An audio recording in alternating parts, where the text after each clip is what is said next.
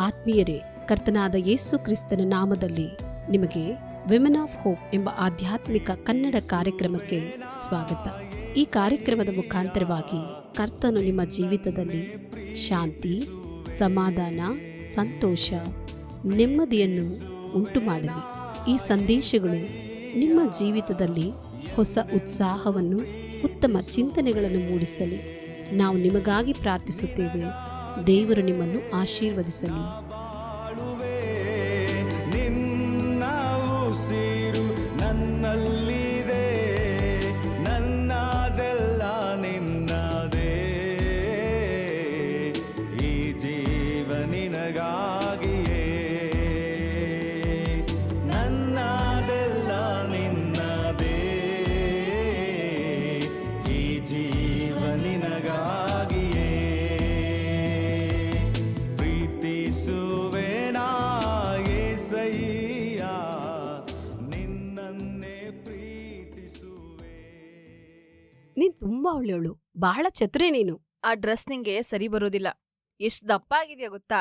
ಇಷ್ಟು ಕೆಟ್ಟದಾಗ ಕಾಣ್ತಾ ಇದೀಯಾ. ನಿನ್ನನ್ನು ತುಂಬಾ ಪ್ರೀತಿಸ್ತೀನಿ. ನನ್ ಸುಂದರವಾದ ಹೆಂಡತಿ, ನೀನ್ ಎಷ್ಟ್ ಚೆನ್ನಾಗಿ ಕಾಣಿಸ್ತೀಯ ಗೊತ್ತಾ? ಛೀ, ನೀನಿಷ್ಟು ಮೂರ್ಖಿ ಅಂದ್ರೆ ನೀನು ಹುಚ್ಚಿ ಆಗ್ಬಿಟ್ಟಿದೀಯಾ. ಧನ್ಯವಾದಗಳು ಸಹೋದ್ರಿ. ನೀನ್ ನನಗೆ ಏನೇ ಮಾಡಿದ್ರೂ ನೀನ್ ನನಗೆ ಬಹಳ ಒಳ್ಳೆ ಸ್ನೇಹಿತಿಯಾಗಿದೀಯಾ. ಹಲೋ, ವಿಮೆನ್ ಆಫ್ ಹೋಪ್ ಕಾರ್ಯಕ್ರಮಕ್ಕೆ ಸ್ವಾಗತ. ನೀವು ನಮ್ಮ ಜೊತೆ ಇವತ್ತು ಇದೀರಿ ಅಂದ್ರೆ ನನಗೆ ತುಂಬಾ ಸಂತೋಷವಾಗಿದೆ. ನಾನು ಭವ್ಯ, ನನ್ ಜೊತೆ ದೇವಿಕಾನೂ ಇದ್ದಾರೆ. ಹಾಯ್ ಅಕ್ಕ. ನಮ್ಮಿಬ್ರು ಧ್ವನಿ ಕೇಳಿದ್ರೆ ಯಾರನ್ನೋದು ಗೊತ್ತಾಗುತ್ತಲ್ವಾ? ನಮ್ಮ ಹೆಸರುಗಳೇ ಅವಶ್ಯಕತೆನೇ ಇಲ್ಲ, ಹಾಗೆ ನಮ್ ಧ್ವನಿಯಿಂದನೇ ಗುರ್ತಿಸ್ತಾರೆ. ಹೌದು, ನಮ್ ಹೆಸರುಗಳನ್ನ ನಾವು ತುಂಬಾ ಬಳಸ್ತೀವಿ. ಹೆಸರು ಅನ್ನೋದು ನಾವ್ ಯಾರು ಅನ್ನೋದನ್ನ ಹೇಳುತ್ತೆ, ಯಾವ ಕುಟುಂಬಕ್ಕೆ ಸೇರಿದೀವಿ ಅನ್ನೋದನ್ನು ತೋರಿಸುತ್ತೆ.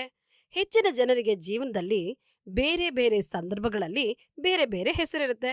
ಉದಾಹರಣೆಗೆ ತಗೋ, ನನ್ನ ಹೆಸರು ಭವ್ಯ, ಆದ್ರೆ ನನ್ನನ್ನ ಅನೇಕರು ಮಿಸಸ್ ರಿಚರ್ಡ್ ಅಂತ ಕರೀತಾರೆ. ನನ್ ಮಕ್ಳು ಮಮ್ಮಿ ಅಂತ ಕರೀತಾರೆ, ಕೆಲವರು ಪಾಸ್ಟ್ರಮ್ಮ ಅಂತಾನೂ ಕರೀತಾರೆ. ಹೌದಾ? ನನ್ಗೂ ಹೀಗೇನೆ. ನನ್ನ ಹೆಸರು ದೇವಿಕಾ, ಕೆಲವರು ನನ್ನ ದೇವು ಅಂತ ಕರೀತಾರೆ. ಇನ್ನು ನನ್ನ ಫ್ರೆಂಡ್ಸು ದೇವಿ ಅಂತ ಕರೀತಾರೆ.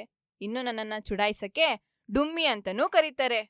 ಅದೆಲ್ಲ ಅವ್ರ ಪ್ರೀತಿ, ಅವ್ರ ಅರ್ಥ ಮಾಡ್ಕೊಂಡಿದ್ ರೀತಿ ಅಲ್ವಾ? ಇತ್ತೀಚೆಗೆ ನಾನು ಹೆಸರುಗಳ ಬಗ್ಗೆ ಬಹಳ ಯೋಚನೆ ಮಾಡ್ತಾ ಇದ್ದೆ. ನನ್ನ ಸ್ನೇಹಿತರಿಗೆ ಇತ್ತೀಚೆಗೆ ಒಂದು ಮಗು ಹುಟ್ಟಿದೆ. ಅವರಿಗೆ ಹುಡ್ಗ ಹುಡ್ತಾನೋ ಹುಡುಗಿ ಹುಡ್ತಾಳೋ ಅಂತ ಗೊತ್ತಿರ್ಲಿಲ್ಲ. ಏನ್ ಹೆಸರಿಡೋದು ಅನ್ನೋದೇ ಒಂದ್ ದೊಡ್ಡ ನಿರ್ಧಾರ ಆಗಿತ್ತು. ಯಾಕೆಂದ್ರೆ ಆ ಮಗು ಜೀವನದ ಉದ್ದಕ್ಕೂ ಅದೇ ಹೆಸರಲ್ಲಿ ಇರುತ್ತಲ್ವಾ. ಹಾಗಾದ್ರೆ ಏನಾಗಿದೆ ತಂಗಿ? ಹುಡ್ಗನಾ ಹುಡ್ಗಿಯಾ? ಹೆಸ್ರೇನಿಟ್ರು? ಹುಡುಗ ಹುಟ್ಟಿದ. ಹೆಸರಿಟ್ಟಿದ್ದು ಸ್ಯಾಮ್ಯಲ್ ಅಂತ. ಅದಕ್ಕರ್ಥ ಏನ್ ಗೊತ್ತಾ? ದೇವ್ರು ಕೇಳಿಸ್ಕೊಂಡ್ರು ಅಥವಾ ದೇವ್ರು ಕೇಳಿದ್ರು. ಇದೆಲ್ಲ ನಿಮಗ್ ಗೊತ್ತಿರ್ಬೋದು. ಹನ್ನಾಳ ಕಥೆನೆ. ಆಕೆ ಕಣ್ಣೀರಿಂದ ದೇವ್ರನ್ನ ಬೇಡ್ಕೊಳ್ತಾಳೆ. ಆಕೆಗೆ ಮಗ ಹುಟ್ಟಿದಾಗ ಆತನಿಗೆ ಸ್ಯಾಮ್ಯಲ್ ಅಂತ ಹೆಸರಿಡ್ತಾಳೆ. ಎಷ್ಟು ಅರ್ಥಪೂರ್ಣ ಹೆಸರಲ್ವಾ? ಹೌದಕ್ಕ, ನಿನ್ನ ಹೆಸ್ರು ಅರ್ಥ ಗೊತ್ತಾ ನಿಂಗೆ?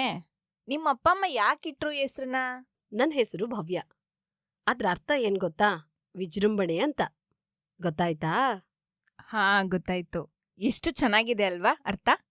ಹೆಚ್ಚಿನ ಪೋಷಕರು ಈ ಹೆಸರಿನ ಅರ್ಥ ನೋಡಿ ಮಕ್ಕಳಿಗೆ ಹೆಸರಿಡ್ತಾರೆ. ಅದ್ರಲ್ಲಿ ಅವರು ತಮ್ಮ ಮಗುಗೆ ಏನನ್ನ ಇಡ್ಬೇಕೋ ಅದರ ಸತ್ಯವನ್ನೇ ಅಡಗಿಸಿಟ್ಟಿರ್ತಾರೆ. ಉದಾಹರಣೆಗೆ ಡ್ಯಾನಿಯಲ್. ಆತರ ಹೆಸರಿಗೇನ್ ಅರ್ಥ ಗೊತ್ತಾ? ನನ್ನ ದೇವ್ರು ನ್ಯಾಯ ತೀರಿಸುವಂತ ದೇವ್ರು. ಆ ಹೆಸರೇ ಒಂದು ನೆನಪು. ದೇವ್ರ ಮುಂದೆ ನಾವೆಲ್ಲ ಜವಾಬ್ದಾರಿ, ನಾವೆಲ್ಲ ಲೆಕ್ಕ ಕೊಡೋರು ಅನ್ನೋದು. ಒಂದು ವೇಳೆ ಹೆಣ್ಮಕ್ಳಿಗೆ ಏಮಿ ಅಂತ ಹೆಸರಿಟ್ರು ಅನ್ಕೋ, ಅಂದ್ರೆ ದೇವರಿಗೆ ಪ್ರಿಯವಾದವಳು. ಎಷ್ಟು ಸುಂದರವಾದ ಅರ್ಥ ಅಲ್ವಾ? ನಾನಿನ್ನೂ ಕೇಳಿದ್ದೀನಿ, ಕೆಲವರು ತಮ್ಮ ಮಕ್ಕಳಲ್ಲಿ ಒಂದು ಒಳ್ಳೆಯ ಗುಣ ಬೆಳೆಯಲೆಂದೇ ಹೆಸರನ್ನಿಡ್ತಾರೆ. ಉದಾಹರಣೆಗೆ ಸಾರಾ ಅಂದ್ರೆ ರಾಜ್ಕುಮಾರಿ ಅಂತ ಅರ್ಥ. ಆ ಮಗು ಬಹಳ ಅಮೂಲ್ಯವಾದದ್ದು, ಗೌರವನೀಯವಾದದ್ದು. ಮತ್ತೆ ಕುಟುಂಬಗಳಲ್ಲಿ ಕೆಲವರು ಅಜ್ಜಿ ತಾತನ ಹೆಸರು ಮುಂದುವರಿಸ್ತಾರೆ. ಯಾಕೆಂದ್ರೆ ಅದು ಒಂದು ಕುಟುಂಬದ ಕಥೆಯ ನೆನಪನ್ನ ಹೇಳುತ್ತೆ. ಒಂದು ಒಳ್ಳೆ ವ್ಯಕ್ತಿಯ ಹೆಸರನ್ನ ಧರಿಸೋದು ಎಷ್ಟು ಗೌರವ ಅಲ್ವಾ? ಹೌದೌದು ಅಕ್ಕ, ಎಷ್ಟು ಗೌರವವಾಗಿರುತ್ತೆ ಅಲ್ವಾ? ಹಾಗೆ ನಾನು ಇತ್ತೀಚೆಗೆ ಒಂದನ್ನ ಕೇಳಿಸ್ಕೊಂಡೆ. ಕೆಲವರು ಆಫ್ರಿಕಾ ದೇಶಗಳಲ್ಲಿ ಮಗು ಹುಟ್ಟಿದ ದಿನದ ಹೆಸರೇ ಇಡ್ತಾರಂತೆ. ಹಾಗೆ ಮಂಡೇ, ಥರ್ಸ್ಡೇ, ಸ್ಯಾಟರ್ಡೆ ಅಂತಾನೂ ಇಟ್ಟಿರೋದ್ ಕೇಳಿದೀನಿ. ಒಮ್ಮೆ ನಾನು ಹೀಗೆ ಹೋಗ್ತಿರ್ಬೇಕಾದ್ರೆ ಒಬ್ರನ್ನ ಪರಿಚಯ ಮಾಡ್ಕೊಂಡೆ. ಅವ್ರ ಹೆಸರು ಎಕ್ಸ್ಪೆನ್ಸಿವ್ ಅಂತ. ಅವರು ಅವ್ರ ತಾಯಿ ಗರ್ಭದಾವಸ್ಥೆಯಲ್ಲಿದ್ದಾಗ ತುಂಬಾ ಹಸುವಾಗ್ತಿತ್ತಂತವ್ರಿಗೆ. ಹಾಗಾಗಿ ಅವ್ರ ತಾಯಿ ಅವ್ರ ಆಹಾರವನ್ನ ತರಿಸ್ಲಿಕ್ಕೆ ತುಂಬಾ ಖರ್ಚು ಮಾಡ್ತಿದ್ರಂತೆ. ಹಾಗಾಗಿ ಆ ಮಗನ್ಗೆ ಎಕ್ಸ್ಪೆನ್ಸಿವ್ ಅಂತ ಹೆಸರಿಟ್ಟಿದ್ದಾರೆ. ಎಷ್ಟು ತಮಾಷೆ ಅಲ್ವಾ? ಆದ್ರೆ ನಮ್ ಹೆಸರನ್ನ ಪೋಷಕರು ಮಾತ್ರ ಕೊಡೋದಿಲ್ಲ ಅಲ್ವಾ? ನಾವು ಬದುಕಿನಲ್ಲಿ ಇನ್ನೂ ಹಲವಾರು ಹೆಸರುಗಳನ್ನ ಕೇಳ್ತೀವಿ. ಸ್ನೇಹಿತರು, ಕುಟುಂಬದವರು, ಸಹೋದರ, ಸಹೋದರಿಯರು ಎಲ್ರಿಗೂ ನಮ್ಮದೇ ಆದಂತ ವಿಶಿಷ್ಟ ಹೆಸರಿರುತ್ತೆ. ನಿನಗೆ ಯಾವ ಹೆಸರು ನೆನಪು ಬರುತ್ತಮ್ಮ? ಯಾರಾದ್ರೂ ನಿನ್ನನ್ನ ಚಿನ್ನು ಅಂದಿದಾರಾ? ಯಾರಾದ್ರೂ ನಿನ್ನ ಸ್ಮಾರ್ಟ್ ಅಂತ ಕರೆದಿದಾರಾ? ಹೌದೌದು ಅಕ್ಕ, ನನ್ಗೊಬ್ಳು ಗೆಳತಿ ಇದ್ದಾಳೆ, ಗೀತಾ ಅಂತ. ಕೆಲವೊಮ್ಮೆ ದೇವು ದೇವು ಅಂತ ಕರಿತಿರ್ತಾಳೆ. ಆದ್ರೆ ಅವಳು ಹೇಳೋದು ನನ್ ಮನ್ಸಿಗೆ ತುಂಬಾ ಹಗುರ ಅನ್ಸುತ್ತೆ. ಹೌದು, ಈ ತರ ಪ್ರೀತಿಯ ಹೆಸರುಗಳು ನಮ್ ಮನಸ್ಸಿಗೆ ಎಷ್ಟು ಹಿತ ಕೊಡುತ್ತಲ್ಲ. ಅವು ನಮ್ಮನ್ನ ಯಾರು ಪ್ರೀತಿಸ್ತಾರೋ ಅವರು ನಮ್ಮ ಕುಟುಂಬದಲ್ಲಿ ಒಂದು ಭಾಗ ಅಂತಾನೆ ಅನುಭವಿಸ್ತೀವಿ. ಆದ್ರೆ ಅಕ್ಕ, ಎಲ್ಲಾ ಹೆಸರುಗಳು ಈಗ ಸಂತೋಷ ಕೊಡೋದಿಲ್ಲ ಕಣಕ್ಕ. ಯಾಕೆಂದ್ರೆ ಕೆಲವೊಬ್ರು ಇನ್ನೊಬ್ರನ್ನ ನೋಡಿ, ಅವರ ಮೈಮಾಟಗಳನ್ನ ನೋಡಿ, ಇವಳು ತುಂಬಾ ದಪ್ಪ ಇದ್ದಾಳೆ, ಇವಳು ತುಂಬಾ ಸಣ್ಣ ಇದ್ದಾಳೆ ಅಂತ ಛೇಡಿಸ್ತಾರೆ. ಇನ್ನು ಕೆಲವೊಬ್ರು ಅವ್ರಿಗೆ ಬುದ್ಧಿ ಇರೋದನ್ನ ನೋಡಿ, ಇಲ್ಲ ಬುದ್ಧಿ ಇಲ್ಲದೆ ಇರೋದನ್ನ ನೋಡಿ, ನೀನು ಮೂರ್ಖಿ, ನೀನು ಹುಚ್ಚಿ, ಇಲ್ಲ ನೀನ್ ತುಂಬಾ ಬುದ್ಧಿವಂತೆ ಅಂತಾನೂ ಹೇಳ್ತಾರೆ. ಹೌದು, ನಾವೆಲ್ಲರೂ ಒಮ್ಮೆ ಆದ್ರೂ ಇಂಥ ನೋವುಂಟು ಮಾಡುವಂತ ಮಾತುಗಳನ್ನ ಕೇಳಿಸ್ಕೊಂಡಿರ್ತೀವಿ.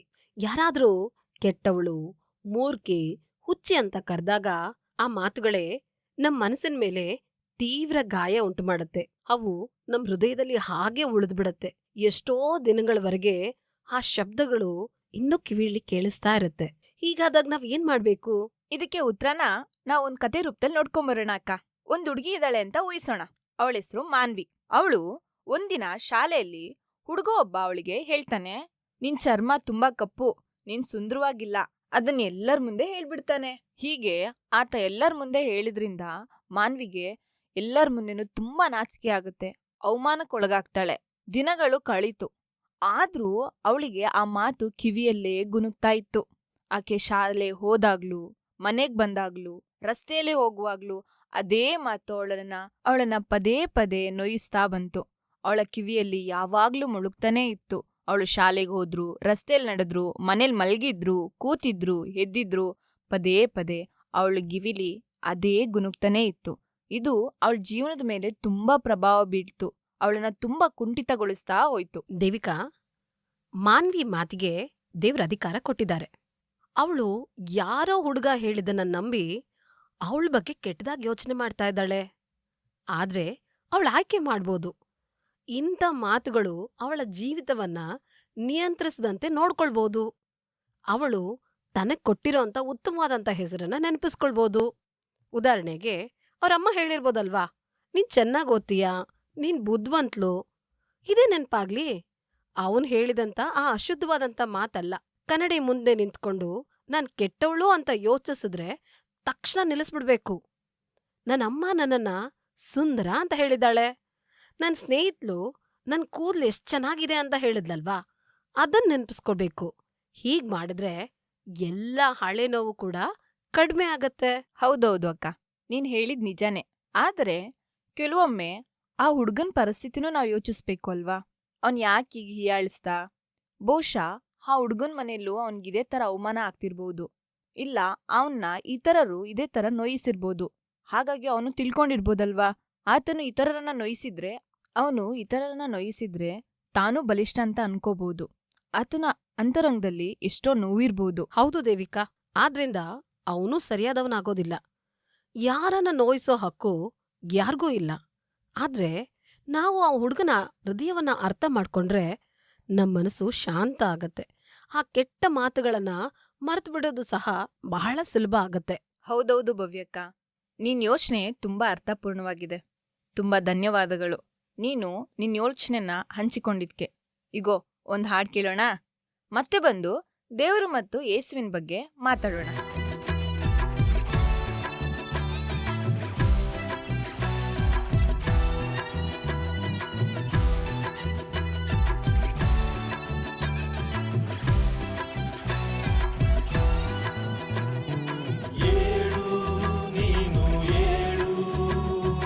ಯವನಸ್ಥನೇ ನೀಯದ್ದೇಳು, ಏಳು ನೀನು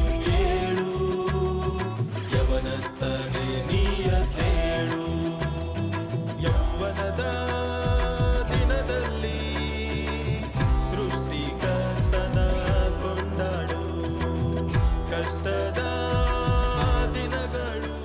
ವಿಮೆನ್ ಆಫ್ ಹೋಪ್ ನಲ್ಲಿ ನಾವು ಹೆಸರುಗಳ ಬಗ್ಗೆ ಮಾತಾಡ್ತಾ ಇದ್ವಿ. ಈಗ ಭವ್ಯ ಮಾತನ್ನ ಕೇಳಿಸ್ಕೊಳ್ಳೋಣ. ಹೌದು ದೇವಿಕಾ, ಯೇಸು ಈ ಭೂಮಿಯಲ್ಲಿದ್ದಾಗ ಅನೇಕ ಹೆಸರುಗಳಿಂದ ಕರೆಯಲ್ಪಟ್ರು. ಕೆಲವರು ರಬ್ಬೂನಿ, ಗುರಿಗಳಂತ ಕರೆದ್ರು. ಅವರ ಕುಟುಂಬದವರು ಮಗ ಅಂತ ಕರೆದಿರ್ಬೋದು, ಅಥವಾ ಅವರ ತಂಗಿಗೆ ತಮ್ಮನಿಗೆ ಅಣ್ಣ ಅಂತಾನೂ ಕರೆದಿರ್ಬೋದು. ಇನ್ನು ಕೆಲವರು ಅವ್ರನ್ನ ಪ್ರವಾದಿ ಅಂತ ಕರಿತಾ ಇದ್ರು. ಆದ್ರೆ ಯೇಸು ದೇವರ ಮಗನಾಗಿದ್ದ. ಆತ ಪ್ರವಾದಿ ಕೂಡ ಹೌದು. ನಾವು ಬೈಬಲಲ್ಲೇ ನೋಡ್ತೀವಲ್ವಾ, ಪ್ರವಾದಿಗಳು ಬಹಳ ಮುಖ್ಯಸ್ಥರು. ದೇವರು ಅವರ ಮೂಲಕ ತನ್ನ ಮಾತುಗಳನ್ನ ಜನರಿಗೆ ಹೇಳ್ತಾ ಇದ್ರು. ಕೆಲವೊಮ್ಮೆ ಜನರನ್ನ ತಿದ್ದಲಿಕ್ಕೆ, ಕೆಲವೊಮ್ಮೆ ಭವಿಷ್ಯದ ವಿಷಯವನ್ನ ತಿಳಿಸ್ಲಿಕ್ಕೆ, ಕೆಲವೊಮ್ಮೆ ದೇವರ ಪ್ರೀತಿಯ ಮಾತುಗಳನ್ನ ಹೇಳಲು ಪ್ರವಾದಿಗಳನ್ನ ಬಳಸ್ಕೊಳ್ತಾರೆ. ಹೌದೌದು, ದಾವಿದ್ ಮಹಾರಾಜ ತಪ್ಪು ಮಾಡಿದಾಗ ನಾತನ್ ಪ್ರವಾದಿ ಮೂಲಕ ದೇವರು ತಪ್ಪನ್ನ ತಿದ್ದಿದ್ರು ಅಲ್ವಾ? ಹೌದು ದೇವಿಕಾ, ಯೇಸು ಕೆಲವೊಮ್ಮೆ ತನ್ನ ಮಾತುಗಳಿಂದ ಜನರನ್ನ ತಿದ್ದಿದ್ರು. ನಾವಿದನ್ನ ಎಲ್ಲಿ ನೋಡಬಹುದು ಗೊತ್ತಾ? ಒಂದು ಉದಾಹರಣೆಗೆ ಹೇಳ್ತೀನಿ. ಮಾರ್ಕನು ಬರೆದ ಸುವಾರ್ತೆ 11ನೇ ಅಧ್ಯಾಯ 15-18 ವಚನಗಳಲ್ಲಿ ಇದನ್ನ ಬರ್ದಿದೆ. ನಾವು ಓದೋಣವಾ? ಇಲ್ಲಿ ನಿನ್ ಬೈಬಲ್ ತೆಗಿ, ಏನಂತ ಬರ್ದಿದೆ ನೋಡೋಣ. ಹೀಗೆ ಬರ್ದಿದೆ: ಅವರು ಯೆರೂಸಲೇಮ್ಗೆ ಬಂದಾಗ ಯೇಸು ದೇವಾಲಯಕ್ಕೆ ಹೋಗಿ ಅಲ್ಲಿ ಮಾರುವವರನ್ನು ಕೊಳ್ಳುವವರನ್ನು ಹೊರಡಿಸಿಬಿಡುವುದಕ್ಕೆ ಪ್ರಾರಂಭಿಸಿ, ಚೀನಿವಾರರ ಮೇಜುಗಳನ್ನು, ಪಾರಿವಾಳ ಮಾರುವವರ ಕಾಲ್ಮಣೆಗಳನ್ನ ಕೆಡಬಿಡ್ತಾರೆ. ಒಬ್ಬನನ್ನಾದರೂ ಸಾಮಾನು ಹೊತ್ಕೊಂಡು ದೇವಾಲಯದೊಳಕ್ಕೆ ಹಾದು ಹೋಗಗೊಡಿಸ್ಲಿಲ್ಲ. ಮತ್ತು ಆತನು ಉಪದೇಶ ಮಾಡಿ, ನನ್ನ ಆಲಯವು ಎಲ್ಲಾ ಜನಾಂಗಗಳಿಗೂ ಪ್ರಾರ್ಥನಾ ಆಲಯವು ಅನಿಸಿಕೊಳ್ಳುವುದು ಎಂದು ಬರ್ದಿದೆಯಲ್ಲ, ಆದರೆ ನೀವು ಅದನ್ನ ಕಳ್ಳರ ಗವಿಯನ್ನಾಗಿ ಮಾಡಿದ್ದೀರಿ ಎಂದು ಹೇಳಿದನು. ಅದನ್ನು ಮಹಾಯಾಜಕರು, ಶಾಸ್ತ್ರಿಗಳು ಕೇಳಿ ಅವನನ್ನು ಯಾವ ಉಪಾಯದಿಂದ ಕೊಲ್ಲೋಣ ಎಂದು ಸಂದರ್ಭ ನೋಡ್ತಾ ಇದ್ರು. ಯಾಕೆಂದ್ರೆ ಜನ ಎಲ್ಲ ಆತನ ಉಪದೇಶವನ್ನು ಕೇಳಿ ಅತಿ ಆಶ್ಚರ್ಯ ಪಟ್ಟಿದ್ದರಿಂದ ಅವರು ಆತನಿಗೆ ಹೆದರ್ತಾ ಇದ್ರು. ಹೌದು ಅಕ್ಕ, ಏಸು ದೇವಾಲಯದ ಪವಿತ್ರತೆಯನ್ನ ಕಾಪಾಡಲು ಆತನ ಧೈರ್ಯವಾಗಿ ಮಾತಾಡಿದನು. ದೇವರು ಪ್ರವಾದಿಗಳ ಮೂಲಕ ಭವಿಷ್ಯದ ವಿಷಯಗಳನ್ನ ಹೇಳ್ತಾ ಇದ್ರು. ಜನರು ತಪ್ಪು ಮಾರ್ಗದಲ್ಲಿದ್ರೆ ಎಚ್ಚರಿಕೆಯನ್ನ ಕೊಡ್ತಾ ಇದ್ರು. ಆದ್ರೆ ಜನರು ಇದನ್ನ ಕೇಳ್ದೆ ಶಿಕ್ಷೆಯನ್ನ ಅನುಭವಿಸಿದ್ರು.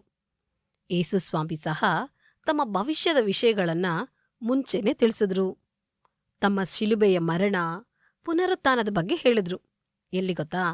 ಲೂಕನು ಬರೆದ ಸುವಾರ್ತೆ 9ನೇ ಅಧ್ಯಾಯ 22ನೇ ವಚನದಲ್ಲಿ ಏನಂತ ಬರ್ತಿದೆ ಗೊತ್ತಾ? ಮನುಷ್ಯ ಕುಮಾರನು ಬಹು ಕಷ್ಟಗಳನ್ನು ಅನುಭವಿಸಿ ಹಿರಿಯರಿಂದಲೂ ಮಹಾಯಾಜಕರಿಂದಲೂ ಶಾಸ್ತ್ರಿಗಳಿಂದಲೂ ನಿರಾತ್ಮಕನಾಗಿ ಕೊಲ್ಲಲ್ಪಟ್ಟು 3ನೆಯ ದಿವಸದಲ್ಲಿ ಜೀವಿತನಾಗಿ ಎಬ್ಬಿಸಲ್ಪಡಬೇಕಾಗಿದೆ ಎಂದು ಹೇಳಿದನು. ಆಗ ಶಿಷ್ಯರು ಅವ್ರನ್ನ ಅರ್ಥ ಮಾಡ್ಕೊಳ್ಳಿಲ್ಲ. ಆದ್ರೆ ನಂತರ ಅವರು ನೆನಪಿಸ್ಕೊಂಡು, ಇದು ನಮಗೋಸ್ಕರವಾಗಿಯೇ ಬರ್ದಿತ್ತು ಅಲ್ವಾ ಅಂತ ಅನ್ಕೊಂಡ್ರು.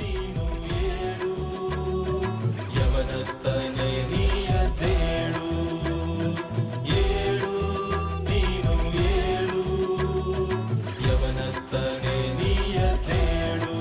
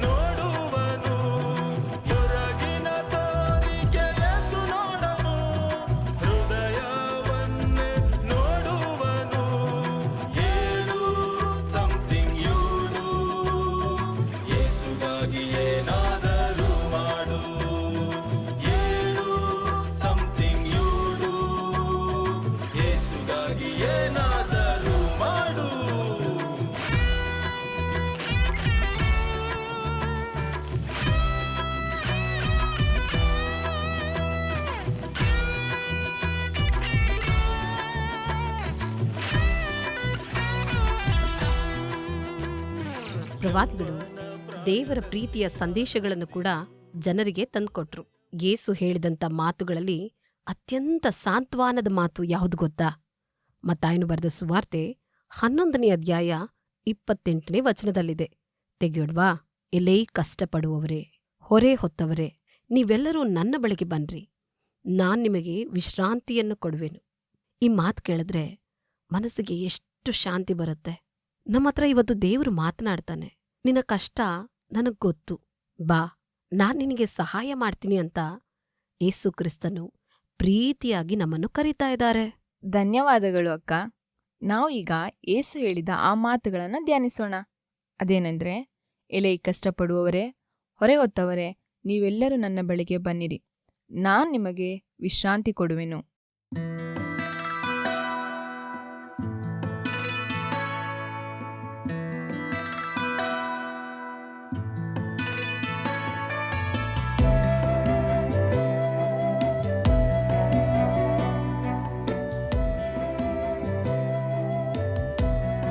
ಗೆಳತಿಯರೇ, ಇನ್ನು ನೀವು ವಿಮೆನ್ ಆಫ್ ಹೋಪ್ ಕಾರ್ಯಕ್ರಮದಲ್ಲಿ ನಮ್ಮ ಜೊತೆಯಲ್ಲಿದ್ದೀರಲ್ವಾ?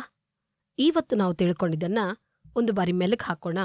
ಮೊದಲನೇದಾಗಿ, ದೇವರು ಪ್ರವಾದಿಗಳ ಮುಖಾಂತರವಾಗಿ ಜನರನ್ನ ತಿದ್ದಿದ್ರು. ಯೇಸು ಸ್ವಾಮಿ ದೇವಾಲಯದಲ್ಲಿರುವಂಥ ಜನರನ್ನು ತಿದ್ದಿದ್ರು. ಎರಡನೇದಾಗಿ, ದೇವರು ಪ್ರವಾದಿಗಳ ಮುಖಾಂತರವಾಗಿ ಭವಿಷ್ಯದ ವಿಷಯಗಳನ್ನು ಹೇಳಿದ್ರು. ಯೇಸು ಕ್ರಿಸ್ತನು ತನ್ನ ಶಿಲುಬೆಯ ಮರಣ ಹಾಗೂ ಪುನರುತ್ಥಾನವನ್ನ ಮುಂಚಿತವಾಗಿಯೇ ಹೇಳಿದ್ರು. ಮೂರನೇದಾಗಿ, ದೇವರು ಪ್ರವಾದಿಗಳ ಮುಖಾಂತರ ತನ್ನ ಪ್ರೀತಿಯ ಸಂದೇಶ ಕೊಟ್ರು. ಯೇಸು ಸ್ವಾಮಿ ಕೂಡ ಹೇಳಿದ್ರು, ಎಲೇ ಕಷ್ಟಪಡುವವರೇ, ಹೊರೆ ಹೊತ್ತವರೇ, ನೀವೆಲ್ಲರೂ ನನ್ನ ಬಳಿಗೆ ಬನ್ನಿರಿ, ನಾನು ವಿಶ್ರಾಂತಿ ಕೊಡುವೆನು ಅಂತ. ನಾವು ಕಳೆಯುವಂಥ ಈ ಕಳವಳ, ದಣಿವು, ನೋವು ಇವೆಲ್ಲವೂ ಕೂಡ ನಮ್ಮ ದೇವರಿಗೆ ಕೊಡೋಣ. ಈ ಮಾತುಗಳು ನಮಗೇ ಹೇಳಲ್ಪಟ್ಟಿವೆ, ನಮ್ಮ ಜೊತೆಗೇ ಮಾತನಾಡ್ತಾ ಇದೆ. ಗೆಳತಿಯರೇ, ನಾವೆಲ್ಲರೂ ಸೇರಿ ಪ್ರಾರ್ಥನೆ ಮಾಡೋಣವಾ? ಪ್ರೀತಿಯುಳ್ಳ ದೇವರೇ, ನೀವು ಪ್ರವಾದಿಗಳನ್ನ ಕಳುಹಿಸಿಕೊಟ್ಟು ನಮ್ಮ ಜೊತೆಗೆ ಮಾತನಾಡಿದ್ದಕ್ಕಾಗಿ ನಿಮಗೆ ಧನ್ಯವಾದಗಳು.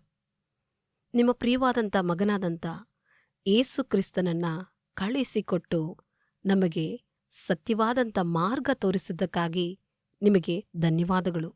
ಅವರು ನಮ್ಮ ಪಾಪಗಳಿಗಾಗಿ ಶಿಲುಬೆಯ ಮೇಲೆ ಸತ್ತು ಹೂಣಲ್ಪಟ್ಟು 3ನೇ ದಿವಸ ಪುನರುತ್ಥಾನನಾಗಿ ಎದ್ದು ಬಂದರು. ನಾವು ನಮ್ಮ ಭಾರ, ನೋವು, ದಣಿವು, ಆಯಾಸ ಎಲ್ಲವನ್ನ ನಿಮ್ಮ ಕೈಗೆ ಕೊಡ್ತೀವಿ ದೇವ್ರೆ.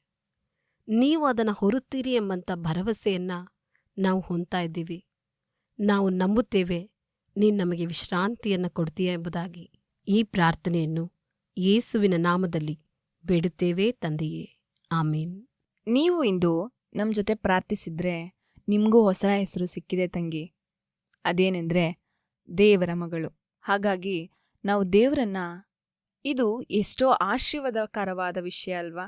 ಗೆಳತಿಯರೇ, ಈ ಕಾರ್ಯಕ್ರಮದ ಸಮಯ ಮುಗೀತಾ ಬಂತು. ಆದ್ರೆ ನೀವು ಯಾವಾಗ ಬೇಕಾದರೂ ನಮ್ಮನ್ನು ಸಂಪರ್ಕಿಸಬಹುದು. ಮತ್ತು ನೆನ್ಪಿರ್ಲಿ, ಜನರು ನಿಮ್ಮ ಬಗ್ಗೆ ಹೇಳಿದ ಒಳ್ಳೆ ಹೆಸರುಗಳನ್ನ ಮಾತ್ರ ನೆನ್ಪಲ್ಲಿಡಿ, ಕೆಟ್ಟ ಹೆಸರುಗಳನ್ನ ಬೇಡ. ಬಾಯ್ ಬಾಯ್. ಗೆಳತಿಯರೇ, ಮತ್ತೆ ಶೀಘ್ರದಲ್ಲೇ ಭೇಟಿಯಾಗೋಣ. ದೇವರು ನಿಮ್ಮನ್ನ ಆಶೀರ್ವಾದ ಮಾಡ್ಲಿ. ಆಮೇನ್.